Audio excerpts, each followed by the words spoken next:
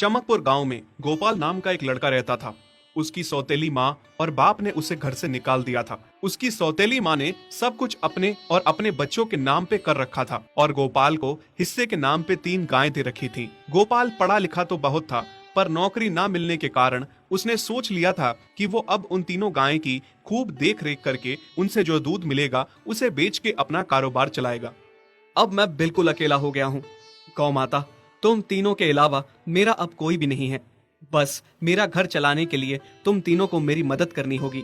तीनों गायें बहुत ही हट्टी कट्टी और जवान थीं और रिश्ते में भी एक दूसरे की बहनें लगती थीं। चंपा, चमेली और मैना। मैना सबसे बड़ी और समझदार गाय थी।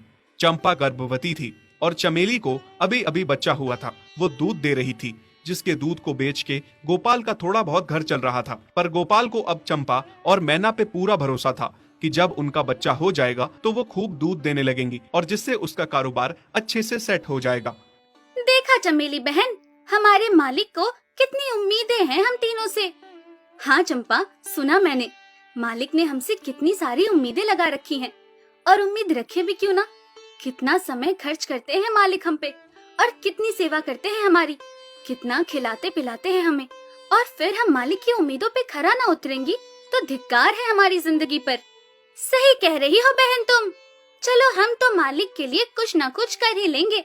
तुमने बच्चा दे दिया है, दूध भी दे रही हो, मैं भी गर्भवती हूँ। थोड़े दिनों में मैं भी बच्चे को जन्म दे दूंगी, फिर दूध भी देने लगूंगी।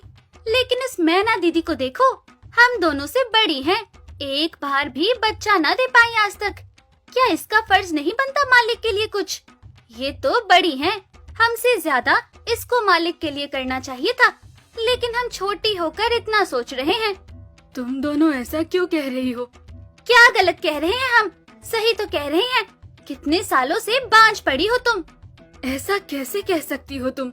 बच्चा देना ना देना मेरे हाथ में थोड़े ना है। मैं भी तो माँ बनना चाहती हूँ ना। मैं भी चाहती हूँ कि दूध दूँ और मालिक को मेरे दूध से कुछ फायदा हो। अरे तुम क्या बच्चा दोगी जो इतने सालों से नहीं दे पाई? तुम ये ख्वाब लेना बंद करो कि तुम बच्चा दोगी और तुम्हारे दूध से मालिक को कोई फायदा होगा। दोनों छोटी बहनें बड़ी बहन मैना की बेबसी का मजाक उड़ाती हैं और उस पे हंसती हैं। इस बात से मैना बहुत दुखी होती है और रोती है कि उसी की बहनें उसको दिलासा देने की बजाय उसे ताने मार रही हैं, उसका मजाक उड़ा रही हैं। फिर एक दिन गोपाल का पड़ोसी उससे कहता है, अरे गोपाल, तुम्हारी 2 गायें तो ठीक है, एक गाय का क्या है? उससे तुम्हें कोई फायदा नहीं है, बेच क्यों नहीं देते उसे? अरे नहीं नहीं भाई साहब, बेचना क्यों उसे? अभी बच्चा